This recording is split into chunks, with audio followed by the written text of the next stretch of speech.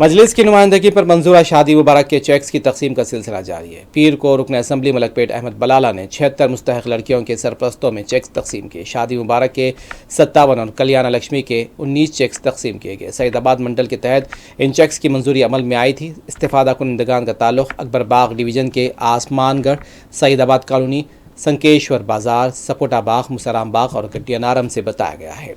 इस्तिफादा कुनंदगान ने सदर मजलिस बैरिस्टर ओवैसी और रुकन असम्बली अहमद बलाला से इजहार तशक्कुर किया है।